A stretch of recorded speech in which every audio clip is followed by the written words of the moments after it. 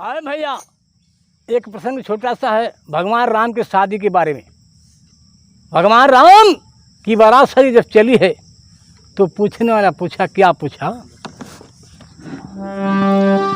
अरे कमने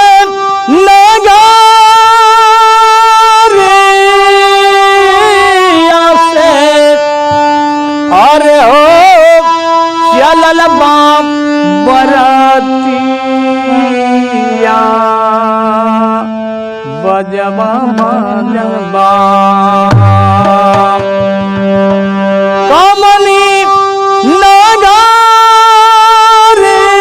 नगारिया से हो चलल बाप बरातिया बजबा बजबा आ कमनी अरे कावनी कावनी नगरिया भैले बजवा बजवा कावनी नगरिया भैले बजवा बजवा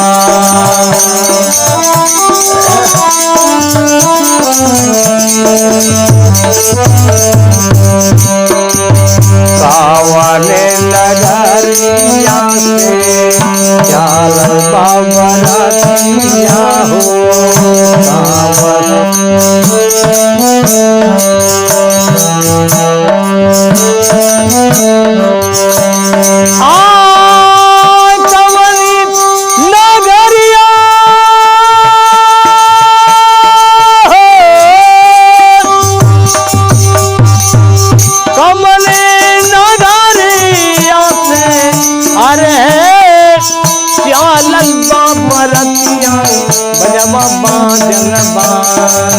कमनी हो नगरिया भैया बजवा बजवा कमनी नगरिया भैया। ये जो सवाल है लेकिन जवाब में है भगवान राम की बारात कहाँ से चली थी और कहाँ गई थी? अवधन नगरिया से चलल बाबा बरातिया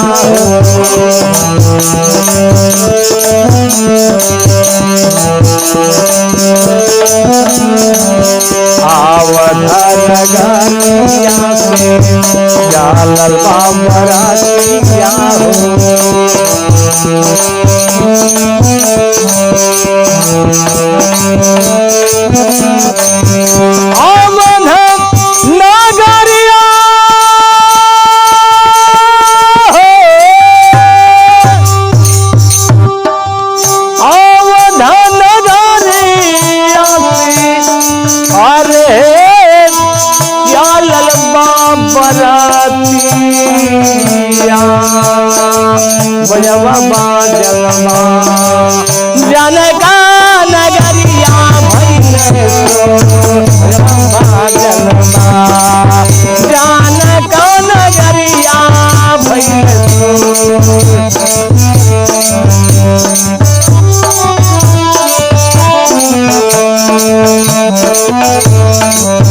अवस्था के बारे में लिखे हैं कवि जी कि राम जी के विवाह भल अवस्था कौन है कई साल की के करम मरिया हो बाल है बरिया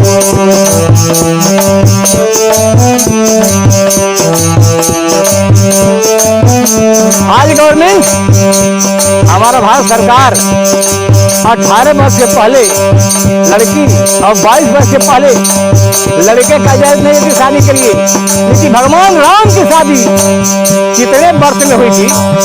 राम का उमरिया हो बानी के करे उमरिया हो बानी 12 बरिसवा हो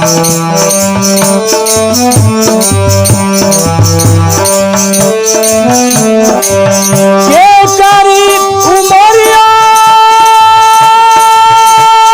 हो के करी उमरिया रे हई आ बारह बरसवा बजवा बाजलबा के करी उमरिया बानदा बजवा बाजलबा के करी उमरिया बानदा।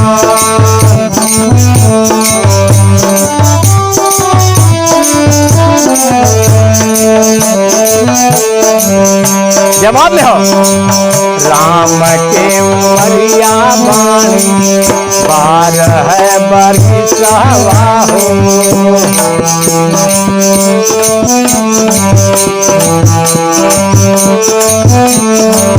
राम के उमरिया बानी बारह बरसवा हो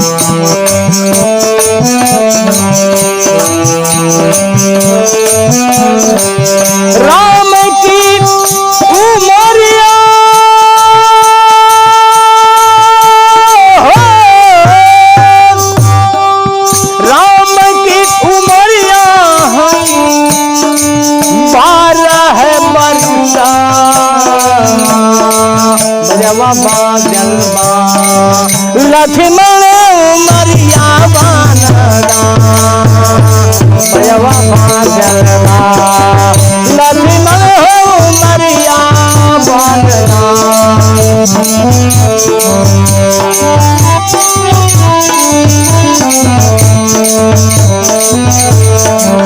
भगवान राम जब 12 वर्ष थे तो प्रमाण मिलता है कि उसी समय शादी हुई, धनुष तोड़े थे। लेकिन मड़वा की बात है, जब मड़वा में हमारे राम बैठे थे तो नवनिया को सवाल पूछे रहा भैया, क्या पूछे रहे? राम की दुल्हा नवनिया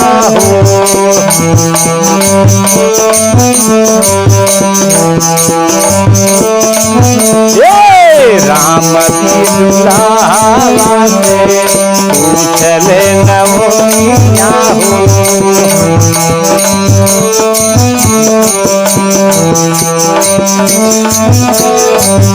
राम जी दुल्हा हो राम जी दुल्हा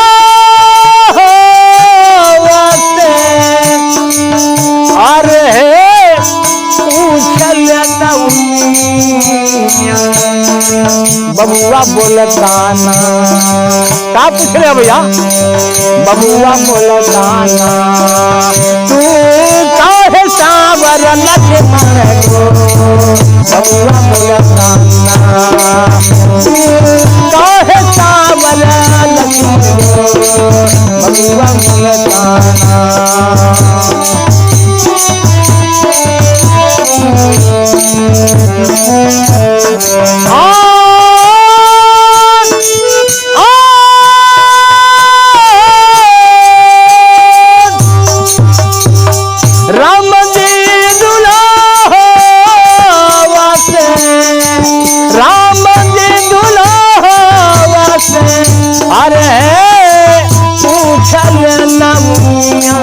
बबुआ बोलताना तू काहे सावर लक्ष्मण को बबुआ बोलताना तू काहे सावर लक्ष्मण को बबुआ बोलताना।